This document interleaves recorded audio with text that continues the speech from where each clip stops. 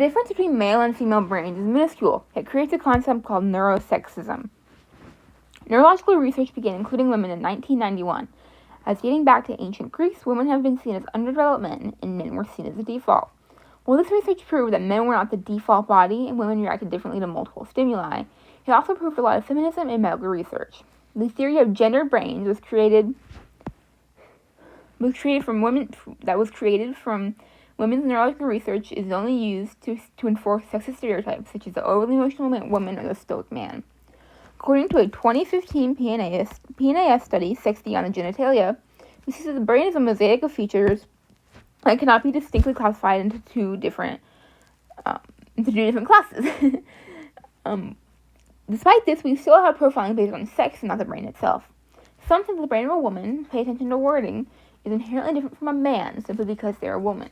Here we bring in gender roles and the idea of nature versus nurture.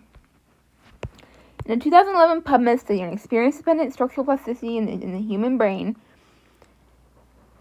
it was discovered that our brains are molded by different experiences and not as we grow, and not molded by our biological sex.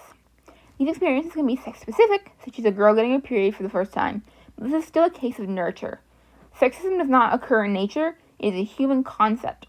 With our brains being molded by experience, not sex, we learn that there is no gendered brain. In the nature versus nurture debate, we refer to the 2003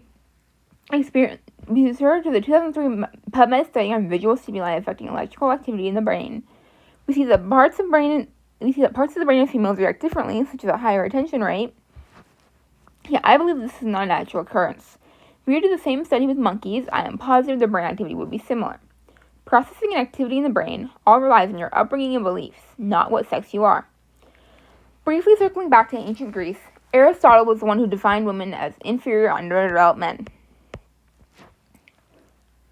We bring this today where Cordelia Fine, a British psychologist and a neurofeminist, speaks to Brain World magazine in her own research.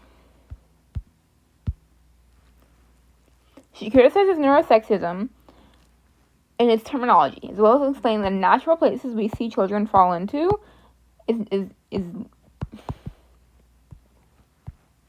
natural spaces we see children fall into is a case of looking at society through a gendered lens. Some scientists say that women's neurology research in itself is neurosexist, but many disagree.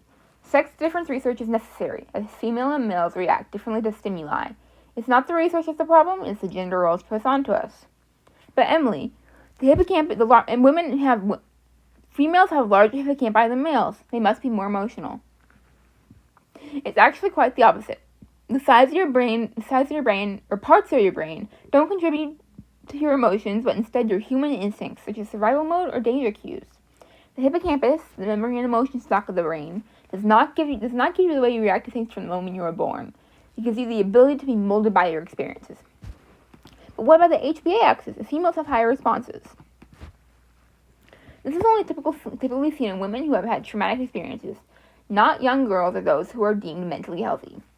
To bring our point today home, we look at the 2022 Taylor and Francis Scarlett article on neurosexism, neurofeminism, and neurocentrism. Neuroplasticity is not gendered, and it is experience-based, and with that I argue that many scientists are using innatism to assume things and place us into gender roles, not biological